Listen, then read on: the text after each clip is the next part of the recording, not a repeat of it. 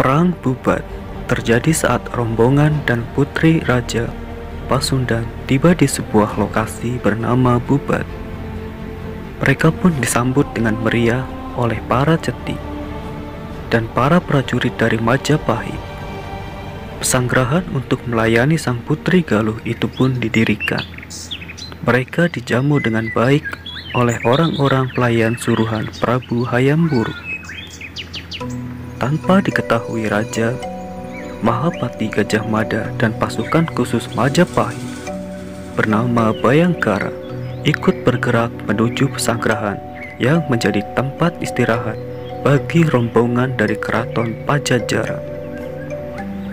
Gajah Mada menemui Prabu Lingga Buana dan menjelaskan agar saputri sang Prabu, Dyah Pitaloka Citra Resmi, sebaiknya dihaturkan ke Majapahit sebagai sesembahan Galuh kepada Majapahit.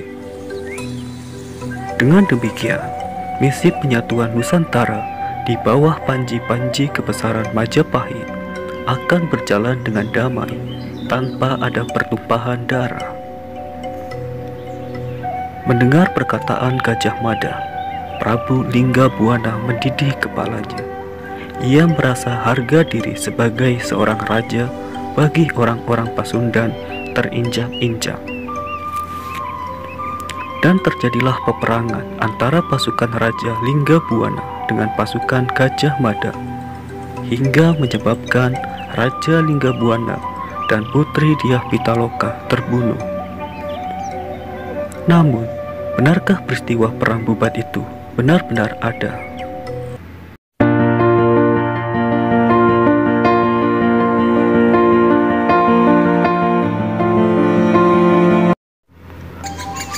Banyak sejarawan modern menilai Perang Bubat adalah kisah fiktif. Kenapa? Karena cerita tersebut tidak memiliki sumber yang bisa dipertanggungjawabkan.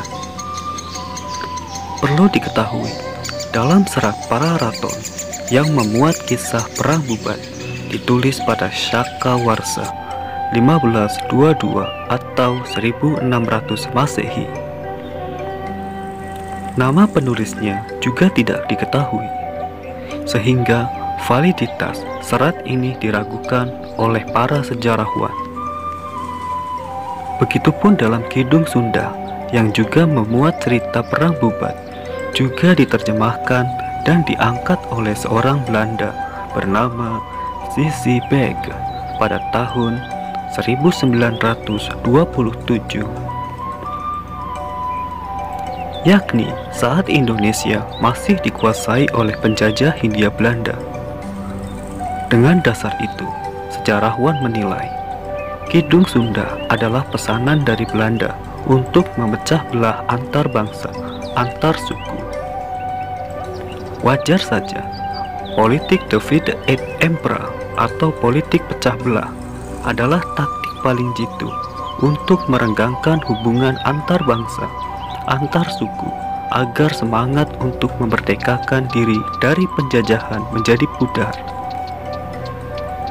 Terlebih kisah Perang Bubat yang melibatkan dua negara besar ternyata tidak pernah ada jejaknya, seperti prasasti misalnya.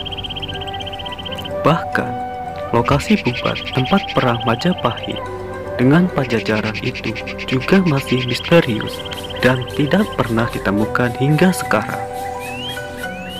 Berbeda dengan kitab Negara Kertagama yang ditulis oleh Empu Prapanca tahun 1287 atau 1365 Masehi, ternyata tidak memuat kisah tentang Perang Bubat. Padahal, validitas kitab Negara Kertagama diakui oleh para sejarawan dan saat ini diakui UNESCO sebagai warisan ingatan dunia. Asal tahu saja, hanya dua naskah di Indonesia yang diakui sebagai warisan ingatan dunia oleh UNESCO, yaitu Kitab Negara Kertagama yang dikarang oleh Empu Prapanca dan Babad Diponegoro yang ditulis oleh Pangeran Diponegoro sendiri. Dengan demikian, validitas cerita Perang Bubat yang dimuat para raton dan kidung Sunda patut dipertanyakan. Kisah itu sesungguhnya tak pernah ada, alias fiktif.